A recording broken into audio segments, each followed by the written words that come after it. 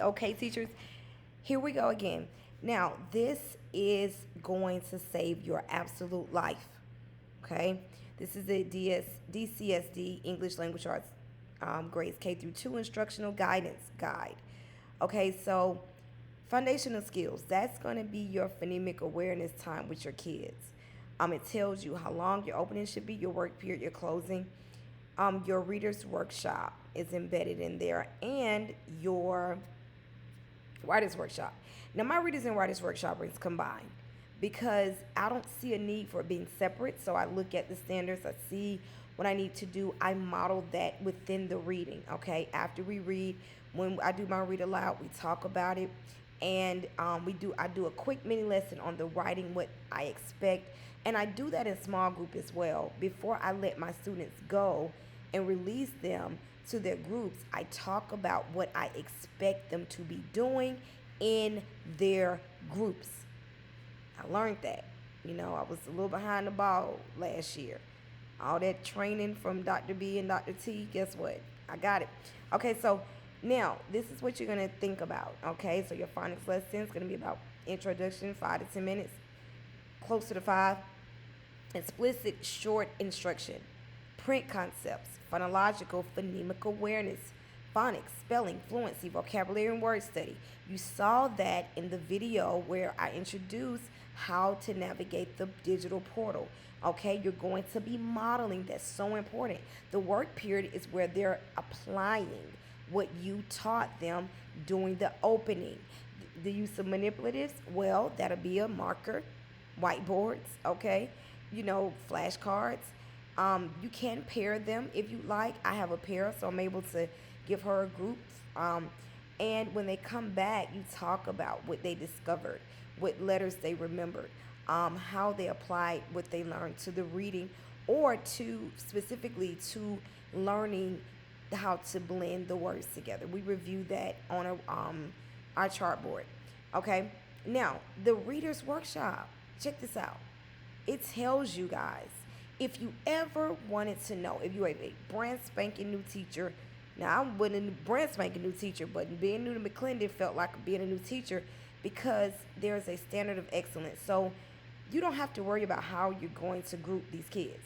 You're going to do a shared reading group, an independent reading group, maybe a strategy. I mean, they give you the title. So what I'm doing is a guided reading, an independent reading, and a shared reading group. So I'm able to go to each one. They know. Now, my shared reading, they are reading on grade level, but they're reading decodables. My independent reading group, they are reading a full range of genres, so they're reading the level books. My guided reading, I bounce from group to group. So that's just what I do. I set the groups up. My guided reading is where I am at that time. Usually they do have decodables. I start with them. Then the independent reading, I go ahead and I work with them until my students get stronger. I have 3 groups. A guided reading with me, a guided reading group with my para, and an independent group. But you don't have to think about what to call it. They are doing different things. They have different texts, but they're working on the same skill. So there is a form of differentiation present, but they have different focuses. The independent group is writing. So is my guided group, but they are not as independent, so they need more support. They need me to help them discover the text, figure out what to say. My independent group, they're already fluent readers. They do not need my support as much, but I do visit them within the reading block, okay? That's very, very important. And I see different people, so my lower group is not dismissed. So after we come together, we do our reading. I introduce the skill, talking about the text, and one good thing we do, we keep the same text the entire week, at least 3 days out of 5, okay? Now, the work period is like Dr. B told us, is grouping. Closing, you come together, you share, the students share what book they talked about, the characters, what they liked, and what we learned, okay? Now you're opening your writing. You're going to model that, what good writing looks like. You're going to talk about the genre.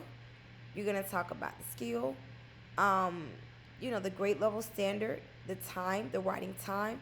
So you do need to isolate this at some point. But once the kids know what to expect for writing, so what I do, I take standalone boards, foldable boards, and write. I give them a sample of what I want their writing to look like. What is the setting? What is a character? We're looking for who, where, what. Who's present in the story? Where is the story taking place, and what happened specifically? It may take students a while to grasp that. So if we start with Little Red Riding Hood on Monday, we're going to keep that book for at least 3 days until I feel like they've gotten the gist of it. They've explored the characters. They can tell me about the wolf. They can tell me about the grandmother, okay? What happened in the beginning, what happened in the middle, what happened in the end. So this document will be given to you. You should already have it by now. If not, I have extra copies. Miss Clark probably has extra copies. Okay, so this is taking the wonder out of lesson planning. I hope this document will be a help to you as it was a help to me. Good luck planning.